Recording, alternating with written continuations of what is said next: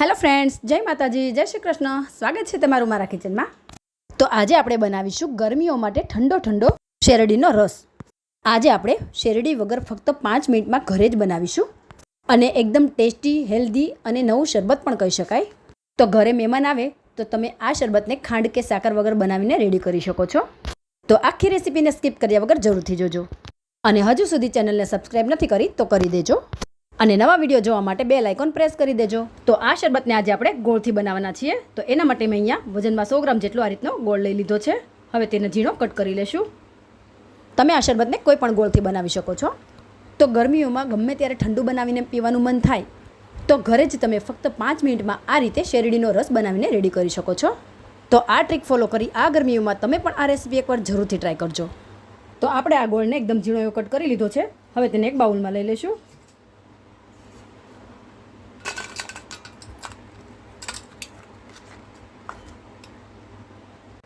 હવે અહીંયા આપણે આ ગોળમાં 1 કપ જેટલું પાણી એડ કરીશું અને અહીંયા આપણે આ પાણી એકદમ રૂમ ટેમ્પરેચર પર હોય ને તેવું જ લેવાનું છે અને એકદમ સારી રીતે મિક્સ કરી લેશું। અહીંયા મેં થોડો સોફ્ટ ગોળ લીધેલો છે જેથી મેલ્ટ કરવામાં વાર ન લાગે। જો તમારી પાસે કડક ગોળ હોય તો પણ કોઈ પ્રોબ્લેમ નથી। તો હવે આપણે આ ગોળને ઢાંકીને 2 થી 3 મિનિટ માટે રહેવા દેશું જેથી આપણો ગોળ એકદમ સરસ એવો મેલ્ટ થઈ જાય। તો 2 મિનિટ જેવું થઈ ગયું છે। આપણે ગોળને ચેક કરી લઈએ। तो गोळ सरस एवो सॉफ्ट पण थई गयो छे अने एकदम मेल्ट पण थई गयो छे। आ रीते थोड़ा गोळना टुकड़ा रहेशे तो पण कोई प्रॉब्लम नथी। आपणे मिक्सर जारमां एड करीशुं त्यारे एकदम सारी रीते मिक्स थई जशे। हवे आपणे आ शरबतने एकदम फ्लेवरफुल बनाववा माटे 20 થી 25 नंग जेटला पुदीनाना पान एड करीशुं अने एक नानो टुकड़ो आदुनो लई आ रीते झीणा पीसमां कट करी लेशुं। हवे आ शरबतमां मोटा 1.5 લીંબુ જેટલો रस एड करीशुं। અહીંયા તમે લીંબુ વધારે પણ એડ કરી શકો છો, ડિપેન્ડ તમને કેટલું ખાટું પસંદ છે।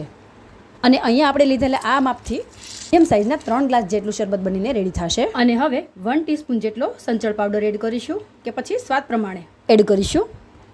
હવે અડધી ચમચી જેટલો ચાટ મસાલો એડ કરીશું અને બધી જ વસ્તુને એકદમ સારી રીતે મિક્સ કરી લેશું।